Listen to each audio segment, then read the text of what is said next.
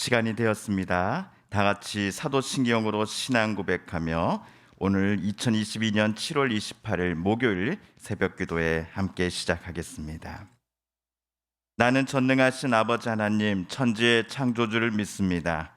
나는 그의 유일하신 아들 우리 주 예수 그리스도를 믿습니다. 그는 성령으로 잉태되어 동정녀 마리아에게서 나시고 본디오 빌라도에게 고난을 받아 십자가에 못 박혀 죽으시고 장사된 지 사흘 만에 죽은 자 가운데서 다시 살아나셨으며 하늘에 오르시어 전능하신 아버지 하나님 우편에 앉아 계시다가 거기로부터 살아있는 자와 죽은 자를 심판하러 오십니다. 나는 성령을 믿으며 거룩한 공교회와 성도의 교제와 죄를 용서받는 것과 몸의 부활과 영생을 믿습니다. 아멘. 오늘 우리 함께 읽을 기록된 하나님 말씀 레위기 제21장 1에서 9절까지의 말씀입니다. 구약 179쪽경에 있는 레위기 제21장 1에서 오늘은 9절까지의 말씀 함께 읽고 묵상하겠습니다. 여호와께서 모세에게 이르시되 아론의 자손 제사장들에게 말하여 이르라. 그의 백성 중에서 죽은 자를 만짐으로 말미암아 스스로를 더럽히지 말려니와 그의 살붙인 그의 어머니나 그의 아버지나 그의 아들이나 그의 딸이나 그의 형제나 출가하지 아니한 처녀인 그의 자매로 말미암아서는 몸을 더럽힐 수 있느니라. 제사장은 그의 백성의 어른인즉 자신을 더럽혀 속되게 하지 말지니라. 제사장들은 머리털을 깎아 대머리 같게 하지 말며 자기의 수염 양쪽을 깎지 말며 살을 베지 말고 그들의 하나님께 대하여 거룩하고 그들의 하나님의 이름을 욕되게 하지 말 것이며 그들은 여호와의 화제 곧 그들의 하나님의 음식을 드리는 자인즉 거룩할 것이니라. 그들은 부정한 창녀나 이혼당한 여인을 취하지 말지니 이는 그가 여호와 하나님께 거룩함이니라. 너는 그를 거룩히 여기라. 그는 내 하나님의 음식을 드림이니라. 너는 그를 거룩히 여기라. 너희를 거룩하게 하는 나 여호와는 거룩함이니라. 어떤 제사장의 딸이든지 행음하여 자신을 속되게 하면 그의 아버지를 속되게 함이니 그를 불살을지니라. 아멘.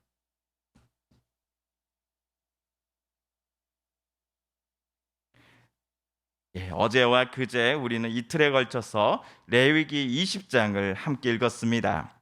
레위기 20장에서 하나님께서 모세에게 명령하신 내용들이 우리에게 낯설지 않았던 이유는 레위기 18장 또 19장을 읽어나갈 때 저와 여러분이 벌써 보았던 내용들이 20장에 또 등장했기 때문이었습니다. 하나님께서 여러 차례에 걸쳐서 비슷한 명령을 레위기 곳곳에서 모세에게 일러주신 이유는 간단합니다. 이스라엘이 가나안 땅에 들어가 살게 될 때에 원래 살고 있었던 가나안 원주민들이 행하던 악한 풍습과 또 이방 종교의 그 문화들을 절대로 그들이 따라하지 않기를 하나님은 원하셨기 때문이었습니다. 가나안 땅의 이스라엘이 그 땅의 새로운 주인이 될 이유는 이 성문화와 관련하여 악한 풍습을 멈추지 않았던 가나안 원주민들을 하나님께서 내쫓으셨기 때문이었지요. 만약 이스라엘도 그 땅의 악행을 그대로 닮아간다? 그런 경우 하나님은 가차없이 이 이스라엘도 가나안 땅에서 내쫓으실 것이다라고 엄히 경고를 하셨습니다. 하나님은 천천의 순양과 만만의 소를 제물로 바치는 그런 제사를 이스라엘에게 요청하신 게 아니었습니다. 하나님께서 거룩하시니 하나님의 백성된 이스라엘도 가나안 땅에 살면서 거룩한 삶을 살아가기를 하나님은 그들에게 요청하신 것뿐이었습니다. 거룩한 삶은 우리가 보았듯이 구별된 삶입니다. 하나님께서 이스라엘에게 원하셨던 구별된 삶은 단 하나였습니다. 하나님께서 세우신 모든 규례와 모든 법도를 이스라엘이 가나안 땅에 살면서 그대로 지켜 행하는 것입니다. 자, 한편 오늘과 내일 우리가 이틀에 걸쳐서 읽고 묵상하려는 이 레위기 21장에서는 제사장이 지켜야 할 규례를 하나님께서 모세에게 말씀하시고 있습니다. 좀 더 구분해 보면은 오늘 우리가 읽은 9절까지는 일반 제사장이 지켜야 할 규례를, 그리고 내일 금요일 읽을 10절 이하에서는 대제사장이 지켜야 할 규례를 하나님은 차례대로 모세에게 알려주셨습니다. 참고로 하나님은 모세의 친형인 아론을 대제사장으로 삼으셨고, 아론의 그의 네 아들들을 대제사장을 돕는 일반 제사장으로 각각 삼으신 바 있습니다.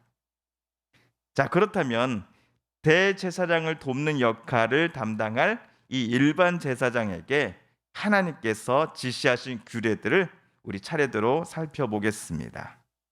먼저 우리 1절 말씀, 21장 1절 말씀을 세 번역으로 다시 한번 읽어보겠습니다. 시작. 주님께서 모세에게 말씀하셨다. 아론의 혈통을 이어받은 제사장들에게 알려라. 너는 그들에게 다음과 같이 일러라. 제사장은 누구든지 백성의 주검을 만져 자신의 몸을 더럽히는 일이 없도록 하여라. 일반 제사장은 물론이고 대제사장도 죽은 이의 시신을 만질 경우 부정해질 것이니 제사장 본인의 몸이 부정해지는 일이 없도록 조심하여라 라고 하나님은 1절에서 말씀하신 겁니다. 우리 레위기 바로 다음 책인 민수기, 이 민수기 19장 11절을 보시면요, 사람의 시체를 만진 사람은 7일 동안 부정하다라는 규정이 나옵니다. 만약 시체를 만진 사람이 7일 동안 부정한 기간을 거친 후 자신을 정결케 하는 예식과 이 제사를 행해야 되는데 이런 것들을 행하지 아니하였다, 그러면 그 사람은 여호와의 성막을 더럽힌 죄를 범한 것으로 간주가 됩니다.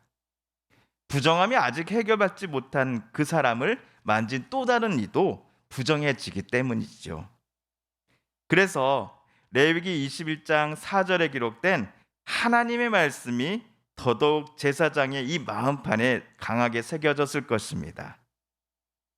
제사장은 그 백성의 어른이므로 스스로 더럽혀 욕되게 해서는 안 된다라고 하나님 말씀하셨습니다.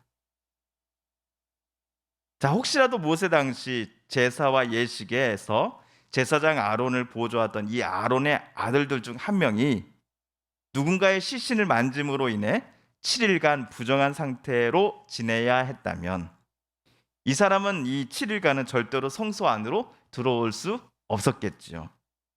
자기 아버지요 대제사장인 아론을 도울 수가 없었을 것입니다. 성소에서 행해지는 모든 제사와 예식이 전처럼 원활하게 진행되지 못하였을 것입니다. 이를 위해서라도 제사장은 절대로 시신을 만져서는 안 된다라고 하나님 말씀하신 겁니다. 아마도 이런 이유 때문에 제사장들은 장례식장에 찾아가지 못하였을 것입니다. 그 당시 제사장이요. 심지어 모세 당시의 제사장은 장례를 주관할 수도 없었습니다. 이에 반해 오늘날의 목회자들은 장례 중 모든 예배와 예식의 모든 절차들을 대부분 집례를 합니다. 상황이 이렇다 보니 오늘날 우리의 사고와 이 문화의 안경을 쓰고서 저와 여러분이 오늘 레위기 21장 말씀을 읽어 나가다 보면 좀 이해가 안 되는 구절들이 보이는 게 사실입니다. 하지만 레위기라고 하는 안경에 따르면 생명은 거룩한 것이고 죽음은 부정한 것으로 각각 간주되었습니다. 레위기를 차근차근 읽다 보니 레위기가 말하는 이 부정함이란 더러움, 죄가 가득함, 흉함과 같은 시각적이고 청각적인 상태의 훼손을 가리키는 것이 절대로 아니다라는 것을 저와 여러분도 이제 느끼시지 않으셨습니까? 레위기가 말하는 부정함이란 오로지 종교적인 관점에서 판단한 것으로 거룩함, 즉 하나님의 창조 질서로부터 벗어나 있거나 창조 질서와 어울리지 않는 모습과 상태를 가리킬 때에 레위기는 부정하다라는 표현을 사용했다는 것을 우리도 알게 되었기 때문이지요. 그런데 여기서 오늘 규정에서 예외가 있습니다. 제사장들은 모든 사람의 시신을 절대로 만져서는 안 되지만 예외적으로 자기 부모, 자녀, 형제의 주검, 그리고 시집가지 않은 제사장의 누이의 주검을 제사장이 만지는 것은 하나님께서 허락해 주셨습니다. 하지만 그 누이가 출가한 상태였다 한다면 제사장은 그 누이의 장례에 관여할 수가 없었습니다. 이처럼 제사장 본인의 근친 가족의 장례는 제사장이 주관하여 치를 수 있었다라는 것이죠. 그렇다고 하여 제사장이 장례 중 머리털을 5절에서처럼 머리털을 깎아 대머리같이 보이게 한다든지 구렛나루를 밀거나 제 몸에 칼자국을 내서는 안 되었습니다. 이런 것들은 이스라엘이 앞으로 정착하여 살아가게 될 가나안 땅의 장례 문화였기 때문이었죠. 제사장들은 하나님과 사람들 앞에 거룩하게 구별된 사람들입니다. 그들은 회막에서 제사장들을 도와 회막에서 봉헌자들이 가져온 제물을 하나님께 바쳐드리는 사람들입니다. 그렇기에 그들은 말과 행동, 생각 모든 것들에 있어서 남들보다도 더더욱 거룩하여야 했습니다. 그럼에도 제사장들이 가나안 땅의 장례 문화를 따라했다.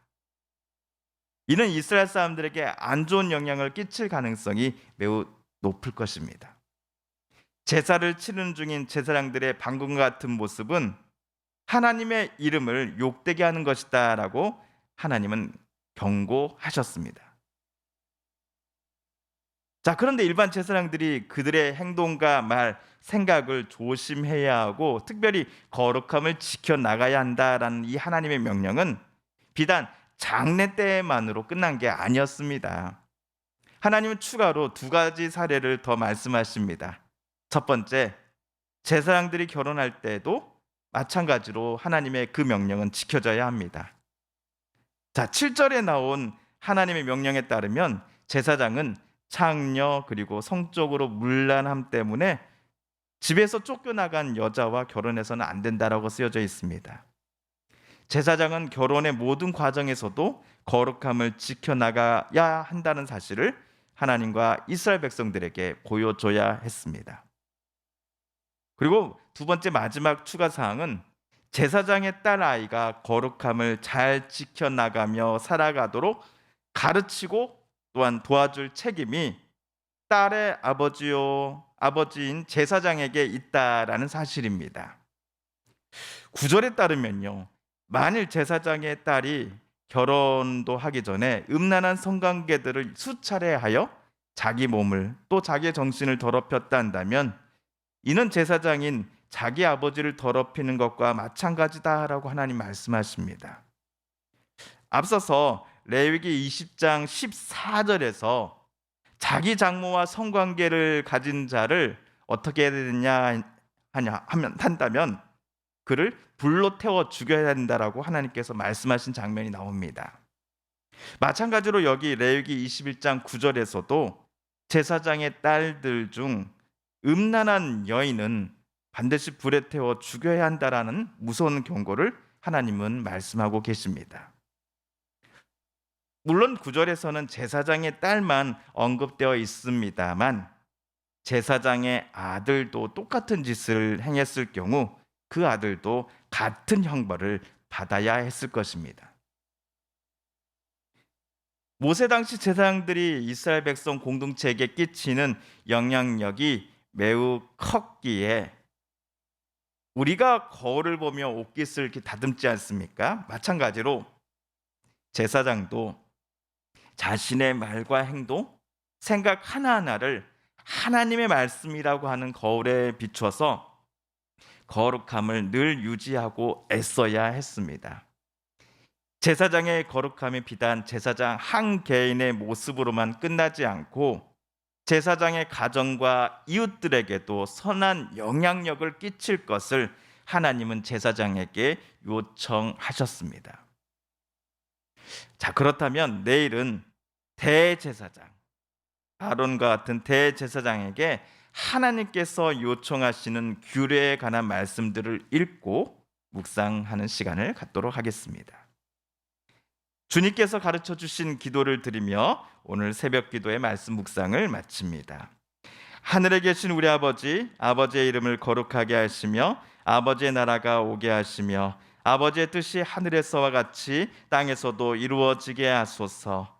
오늘 우리에게 일용할 양식을 주시고 우리가 우리에게 잘못한 사람을 용서하여 준 것 같이 우리 죄를 용서하여 주시고 우리를 시험에 빠지지 않게 하시고 악에서 구하소서. 나라와 권능과 영광이 영원히 아버지의 것입니다. 아멘.